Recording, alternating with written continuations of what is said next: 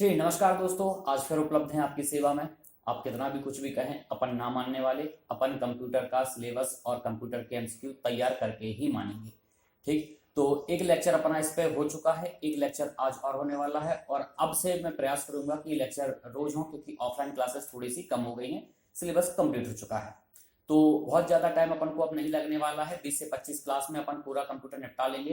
पटवारी का एग्जाम आपको पता है कि 15 मार्च से स्टार्ट होने वाला है और लगभग बहुत लंबे टाइम तक वो चलेगा, 1.5-2 महीने आराम से।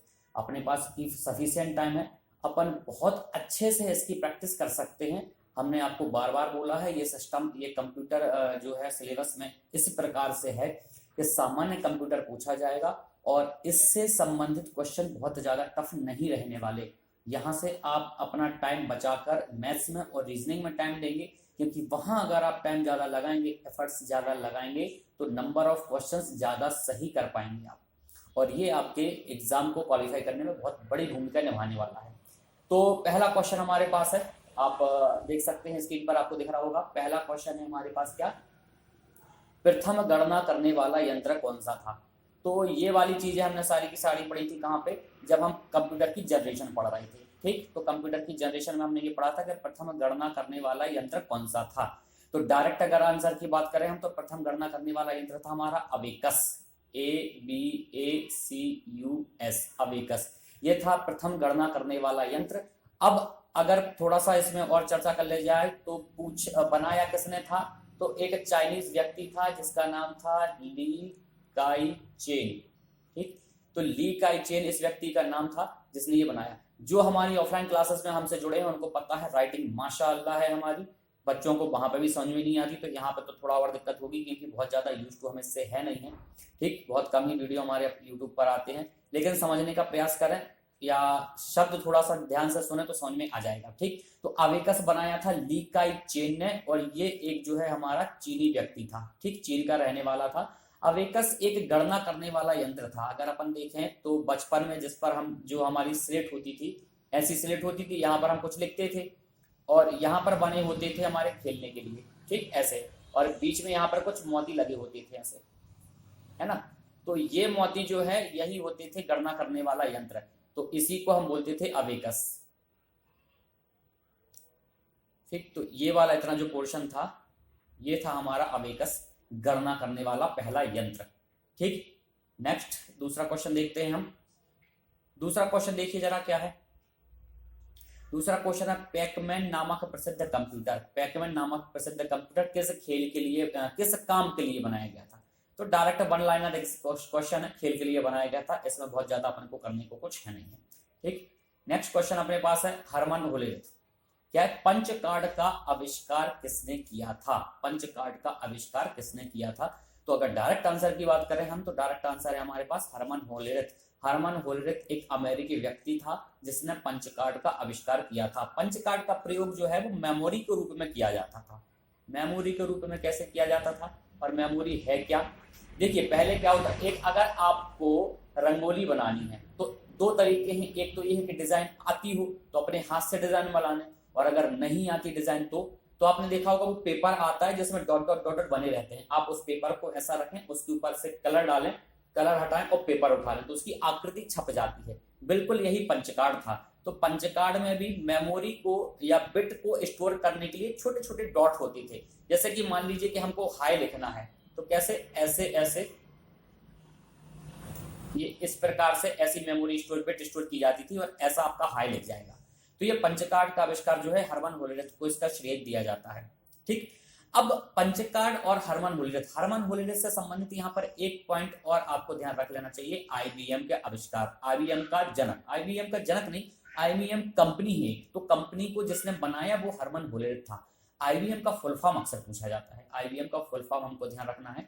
तो आईबीएम का फुल फॉर्म क्या है, इंटरनेशनल बिजनेस मशीन। ये 1924 में एक कंपनी है जो 1924 में बनी थी, अमेरिका बेस्ड कंपनी है, यूएसए की, और हर प्रकार के कंप्यूटर इस कंपनी ने बनाए हैं, हर प्रकार के कंप्यूटर बनाए हैं, मिनी मेन फ्रेम से लेके माइक्रो कंप्यूटर तक सब है जो है वो आईबीएम ने बनाए हैं। 1924 में इस कंपनी का गठन किया गया था। एक्चुअली में गठन तो पहले ही हो गया था, लेकिन 1924 में नाम बदल के हरमन होलेथ ने क्या कर दिया था इसका, आईबीएम, इंटरनेशनल बिजनेस मशीन। ठीक, तो इसको हमको थोड़ा सा ध्यान रखना है। आईबीएम के फुल फॉर्म पूछ लिए जाते हैं, मतलब ऐसे फुल फॉर्म बहुत सारे पूछे जाते हैं। हमने आपको बताया था क्लास में भी कि फुल फॉर्म किसी का भी नहीं छोड़ना, कंप्यूटर में जहां जिसका फुल फॉर्म मिले, नेटवर्किंग में, प्रोटोकॉल्स में फुल फॉर्म सबके याद रखना है। सुपर कंप्यूटर क्या है? अब सुपर कंप्यूटर क्या है, देखिए पहला गणना करने वाला यंत्र अबेकस, हम केवल गणना करने के लिए कंप्यूटर बनाए थे, एक यंत्र बनाए थे ताकि हम गिनती कर पाए। वहां से लेकर हम सुपर कंप्यूटर तक की यात्रा कर चुके पूरी, ठीक। ये कंप्यूटर का एवोल्यूशन कहलाता है, कंप्यूटर की विकास यात्रा। तो कहां तक पहुंचे? सुपर कंप्यूटर क्या है हमारा? एक बड़ा और महंगा कंप्यूटर, हाँ बड़ा तो है, महंगा है, बहुत महंगा कंप्यूटर आता है। एक ऐसा कंप्यूटर जो बड़े संगठनों में प्रयोग होता है। ऑब्वियसली बड़े संगठनों में मतलब अंतरिक्ष विज्ञान में, या फिर सैटेलाइट से कोई डाटा आ रहा है, अंतरिक्ष से कोई डाटा मिला हुआ है, या ऐसी डाटा की प्रोसेस करना हो जहां पे बहुत बड़ा डाटा हमारे पास हो, हमको फास्ट कैलकुलेशन करना हो, फास्ट प्रोसेस करना हो, उसके लिए इस्तेमाल है। अब हम अपने घरों में, अपने कॉलेज में तो सुपर कंप्यूटर लगा नहीं लेंगे, हमको जरूरत ही नहीं होती, ठीक। एक साथ बहुत सारे प्रयोक्ता के डाटा, प्रयोक्ता बोले तो यूजर, प्रयोक्ता बोले तो कौन? यूजर। तो एक साथ बहुत सारे यूजर के डाटा को प्रोसेस करेगा। हाँ, अब बड़ा डाटा है तो बहुत सारे लोगों का होगा, हमारा आपका डाटा कितना होगा? अपने जीवन में है क्या, क्या उखाड़ा करना? कुछ नहीं। तो अपनी छोटी सी जिंदगी, छोटा सा डाटा। लेकिन बहुत बड़ी कोई कंपनी है, माइक्रोसॉफ्ट जैसी कंपनी है हमारी, टाटा कंसल्टिंग, टीसीएस जैसी कंपनी है, टाटा की कंपनी, इन्फोसिस कंपनी, बड़ी कंपनियां, बहुत सारे एम्प्लॉय, ठीक। अब बहुत सारे एम्प्लॉय हैं, बहुत सारा डाटा है, बहुत सारा डाटा माइनिंग करनी है, इसको लिए हमको चाहिए हाई प्रोसेसिंग सिस्टम। तो सुपर कंप्यूटर इन सब कार्यों में प्रयोग किया जा सकता है। तो सही आंसर हो जाएगा हमारा इनमें से सभी, ठीक, ऑल ऑफ दिस। तो ये जो तीनों लिखे हैं ये सब सुपर कंप्यूटर में आएंगे। अब यहीं पर हम लगे हाथ बात कर लेते हैं कौन से? सुपर कंप्यूटर की। तो पहला सुपर कंप्यूटर कौन था भैया हमारा? पहला सुपर कंप्यूटर हमारा था क्रे, ठीक। किसने बनाया था? क्रे रिसर्च कंपनी है, क्रे रिसर्च कंपनी, ठीक, क्रे रिसर्च कंपनी, सीआरसी, ठीक। या व्यक्ति का नाम पूछा जाए तो कौन सा? सैमर क्रे, सैमर क्रे, ये वो व्यक्ति है जिसका नाम आता है सुपर कंप्यूटर को बनाने में। तो क्रे 1 पहला सुपर कंप्यूटर था विश्व का, ठीक। अब भारत का भी देख लेते हैं हम। तो भारत का पहला सुपर कंप्यूटर कौन सा था? तो भारत ने परम सीरीज के सुपर कंप्यूटर बनाए थे। तो भारत का पहला सुपर कंप्यूटर परम 8000 था, ठीक है। अब ये बनाया किसने था? सीडेक ने। सीडेक एक संस्था है, कंप्यूटर से संबंधित संस्था है, पुणे की संस्था है। तो अगर पूछा जाए तो सीडेक कहाँ का? तो सीडेक पुणे। अब नाम एक और व्यक्ति का आता है कि जब ये सुपर कंप्यूटर हमारा बन रहा था उस समय सी के निदेशक, सी के डायरेक्टर कोई रहे होंगे, वही व्यक्ति थे जो इस पूरी टीम को लीड कर रहे थे, इसलिए उनको सुपर कंप्यूटर का जनक बोला जाता है। नाम की अगर हम बात करें तो डॉक्टर विजय पांडुरंग भाटकर, डॉक्टर विजय पांडुरंग और भाटकर, ये हैं भारत में सुपर कंप्यूटर के जनक, ठीक। तो भारत का पहला सुपर कंप्यूटर परम 8000 बनाया किसने? सीडेक ने। सीडेक कहाँ का? अलग अलग शहरों में सीडेक है। तो सीडेक कहाँ का? पुणे का। और व्यक्ति का नाम doctor Vijay Pandurang Bhatkar, and father of Indian super computer बोला जाता है, मतलब भारत में सुपर कंप्यूटर के जनक, ठीक। लगे हाथ इतना पढ़ा है तो एक चीज और देख ले, सुपर कंप्यूटर को की स्पीड नापने काय में नापते हैं अपन? तो सुपर कंप्यूटर की स्पीड फ्लॉप में नापी जाती है, FLOPS, फ्लॉप्स, फ्लॉप्स में नापते हैं हम सुपर कंप्यूटर की स्पीड, ठीक। कंप्यूटर की बुनियादी संरचना, बेसिक आर्किटेक्चर, कंप्यूटर का बेसिक आर्किटेक्चर का विकास किसने किया? तो कंप्यूटर का बेसिक आर्किटेक्चर जो दिया है वो पहली बार दिया था हमारे जॉन वॉन न्यूमैन ने। जॉन वॉन न्यूमैन ऐसे नाम कुछ आता है, क्या है? John von Neumann. अब कंप्यूटर का जनक, ये अलग नाम आता है, ये नाम है हमारा चार्ल्स बेबेज। तो चार्ल्स बेबेज जो है वो कंप्यूटर के जनक हैं, और वॉन न्यूमैन जो है वो बेसिक आर्किटेक्चर, कंप्यूटर का आर्किटेक्चर या आर्किटेक्चर ऑफ कंप्यूटर किसने दिया? तो आर्किटेक्चर ऑफ कंप्यूटर दिया था हमारा जॉन न्यूमैन ने। ये वही व्यक्ति हैं जॉन न्यूमैन जिन्होंने पहली बार स्टोर्ड प्रोग्राम का भी कंसेप्ट दिया, ठीक। स्टोर्ड प्रोग्राम, जब शुरुआती कंप्यूटर बन रहे थे एनियक वगैरह, एडवैक वगैरह, तो इनमें प्रॉब्लम क्या थी? इनमें हम प्रोग्राम को स्टोर नहीं कर पाते थे। तो ये प्रॉब्लम फेस की थी हमारे जॉन वॉन न्यूमैन ने, और इन्होंने इस प्रॉब्लम को रिजॉल्व करने के लिए एडसेक नामक एक कंप्यूटर बनाया था।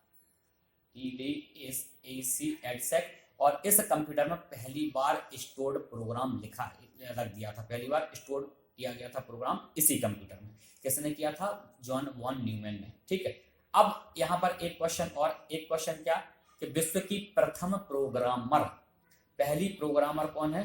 तो वो वही है लेडी। लेडी कौन सी? लेडी एडा और अगस्टा। ठीक, तो लेडी एडा अगस्टा वो प्रथम महिला है जिनको प्रथम प्रोग्रामर की संज्ञा दी जाती है, जिनको हम प्रथम प्रोग्रामर बोलते हैं। ठीक, नेक्स्ट क्वेश्चन, सामान्य रूप से प्रयुक्त किया जाने वाला कंप्यूटर, सभी को पता है डिजिटल कंप्यूटर है जिसको हम सामान्य रूप से प्रयोग करते हैं। डिजिटल कंप्यूटर कौन सा है? जो हमारे कंप्यूटर, आपके कंप्यूटर होते हैं 0-1 पर काम करते हैं, और ये होता है बाइनरी। 0-1 मतलब बाइनरी। ठीक, बाइनरी का मतलब 0 या 1। 0 मतलब बिट का एब्सेंट होना, और 1 का मतलब बिट का प्रेजेंट होना।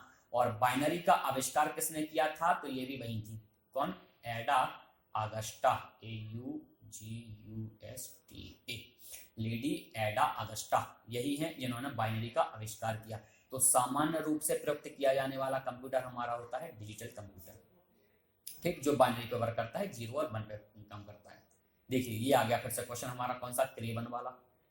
तो क्रे 1 क्या है? क्रे क्या है? क्रे हमारा सुपर कंप्यूटर है। कौन सा सुपर कंप्यूटर? ये रहा सुपर कंप्यूटर। ठीक, किसने बनाया था? सैमर क्रे ने। कंपनी का नाम पूछे तो क्रे रिसर्च कंपनी। ठीक, जिसने हमारा सुपर कंप्यूटर, हमारा नहीं उनका, विश्व का पहला।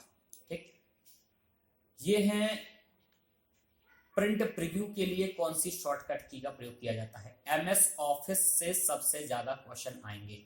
ठीक, हमने पिछला जो MCQ किया था MS ऑफिस से ही था, तो MS ऑफिस से बहुत ज्यादा क्वेश्चन आएंगे। MS ऑफिस में एक पोर्शन है हमारा MS वर्ड और एक है MS एक्सेल।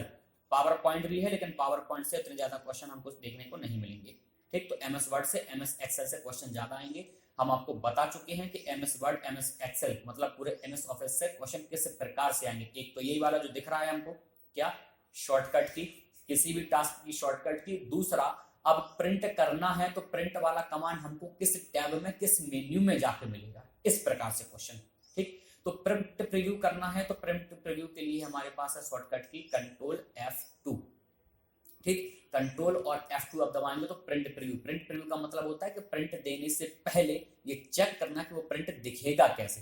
ठीक, चलिए तो फिर बता दीजिए लगे हाथ हमको यहाँ पर प्रिंट करने के लिए कमांड कौन सा है। ये तो प्रिंट प्रीव्यू के लिए हो गया। अगर हमको प्रिंट करना हो तो, ठीक, तो अगर हमको प्रिंट करना हो तो प्रिंट करने के लिए हमारे पास कौन सा कमांड है? Control P। बचपन से ही आ रहे हैं, पढ़ते आ रहे हैं कंट्रोल P। लेकिन एक और होता है control plus shift plus F12। ठीक, तो प्रिंट करने के लिए एक कंट्रोल P कमांड होता है और एक होता है control plus shift plus F12। इन दोनों की से, दोनों शॉर्टकट की से प्रिंट किया जा सकता है। ठीक है, अब कंट्रोल P तो भैया गुजरे जमाने हो गए, शायद ये पूछे। कंट्रोल शिफ्ट F12 ध्यान रखना, वो हो सकता है पूछा जाए। ठीक, नेक्स्ट क्वेश्चन हमारे पास क्या है? क्लिपबोर्ड क्या है? क्लिपबोर्ड की सामग्री कब तक समान रहती है? तो क्लिपबोर्ड क्या है और उसकी सामग्री क्या है? तो सबसे पहले आपको पता होगा कि जब हम कोई डॉक्यूमेंट कहीं पर कट करते हैं किसी चीज को या फिर कॉपी करते हैं, तो कट और कॉपी करने के दौरान वो अस्थायी रूप से कहीं पे जाके सेव हो जाएगा। उसके बाद हम इसको पेस्ट कर लेंगे। ठीक, तो अस्थायी रूप से कट और कॉपी करने के दौरान जहां डाटा सेव होता है वही कहलाता है हमारा क्लिपबोर्ड। ठीक, वही है क्लिपबोर्ड, जहां पर कट और कॉपी करने के दौरान डाटा अस्थायी रूप से सेव हो जाता है। ये होता कहाँ है? ये अस्थायी स्टोरेज हमारे पास रैम में होता है। रैम में जाके कहीं पर एक छोटा सा टेम्परेरी स्टोरेज होगा, वहां पे डाटा रख जाएगा। कब तक रखा रहेगा वहां पर? जब तक हम दूसरा कट और कॉपी ना कर ले। आपने कट कॉपी किया, पेस्ट कर दिया, पेस्ट करने के बाद भी वो डाटा क्लिपबोर्ड में बना रहेगा। तब तक बना रहेगा जब तक दूसरा कट या कॉपी ना कर दिया जाए या फिर सिस्टम को शट डाउन ना कर दिया जाए। अब जैसे ही शट डाउन करेंगे तो क्लिपबोर्ड क्या हो, तो पूरी की पूरी रैम खाली हो जाती है। पता होगा आपको कि रैम जो है हमारी वो वोलाटाइल होती है। वोलाटाइल का मतलब ही है कि डाटा तभी तक रहेगा जब तक कंप्यूटर ऑन है। तो जैसे ही कंप्यूटर ऑफ किया, रैम से डाटा खाली। अब रैम में ही क्लिपबोर्ड है, जब रैम खाली होगी तो क्लिपबोर्ड की क्या औकात है, वो तो खाली हो ही जानी है। तो क्लिपबोर्ड में डाटा कब तक रहेगा? जब तक हम अन्य टेक्स्ट को कॉपी करेंगे या फिर अन्य टेक्स्ट को कट कर दें या फिर सिस्टम को शट डाउन या रिस्टार्ट कर दें। ठीक, तब तब तक ही बना रहेगा, इसके बाद सब डिलीट हो जाएगा। तो ऊपर के सभी, आंसर इसका क्या होगा, सभी सही है, ऊपर के सभी सही है। नेक्स्ट क्वेश्चन देखें, हेल्प के लिए शॉर्टकट कुंजी, हेल्प के लिए शॉर्टकट कुंजी F1 रट्टा मान लो विशुद्ध रूप से F1 जो है वो हेल्प के लिए शॉर्टकट की है, F5 काय के लिए है, रिफ्रेश के लिए है। ठीक, रिफ्रेश करना है सिस्टम को तो F5 शॉर्टकट की है हमारे पास, और हेल्प चाहिए है तो F1 शॉर्टकट की है। नेक्स्ट क्या है, वर्ड डॉक्यूमेंट में डिफॉल्ट फॉन्ट साइज क्या होती है। डिफॉल्ट फॉन्ट साइज मतलब जब हम कोई नई फाइल ओपन करेंगे तो उसमें डिफॉल्ट फॉन्ट की साइज क्या रहेगी, फॉन्ट का नाम क्या रहेगा। तो डिफॉल्ट फॉन्ट की साइज देखा जाए तो 11 होती है। ठीक, किसी भी वर्ड फाइल में डिफॉल्ट फॉन्ट साइज 11 रहेगी। तो फिर कुछ मिनिमम भी होती होगी और कुछ मैक्सिमम भी होती ही होगी। ठीक, तो मिनिमम होती है 8, मैक्सिमम होती है 72। अब ये 8 और 72 कहने से क्या आशय है यहाँ पर, ये एग्जाम पॉइंट ऑफ व्यू से जरूरी नहीं है कि क्या है, हो सकता है कभी कोई पूछ लिया जाए, एक आध क्वेश्चन कहीं एमसीक्यू में हमने देखा है, लेकिन डिफॉल्ट फॉन्ट साइज और मिनिमम और मैक्सिमम ये याद रखना है हमको। ठीक, तो ये जो है वो है 1/72 इंच। ये जो पॉइंट है पीटी लिखा हुआ है, ये पॉइंट है, इस पॉइंट की वैल्यू कितनी है, 1/72 इंच। जब हम बोल रहे हैं कि मैक्सिमम साइज 72 है, उसका मतलब है 72 इंटू 1/72 इंच, मतलब 1 इंच। तो मैक्सिमम फॉन्ट की साइज 1 इंच के बराबर हो जाएगी।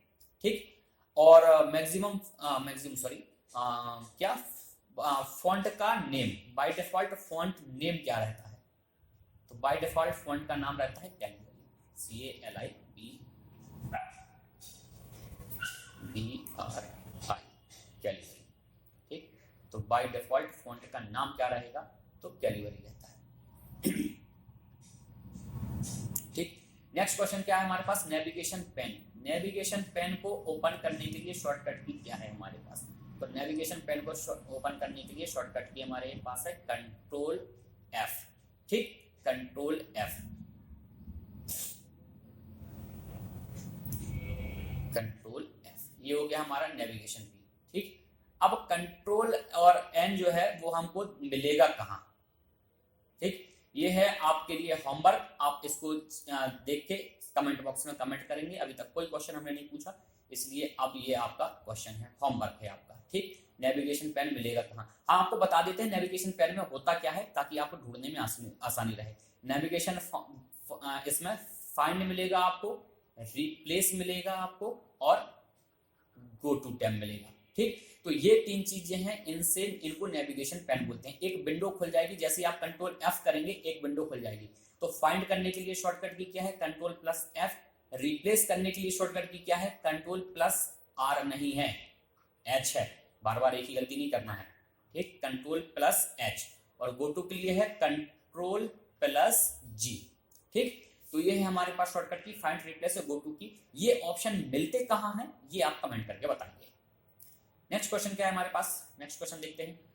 एक फीचर जो सामान्य स्पेलिंग त्रुटियों को स्वचालित रूप से सुधारती है, ऑटो करेक्ट है ये तो। ठीक, ऑटो करेक्ट है।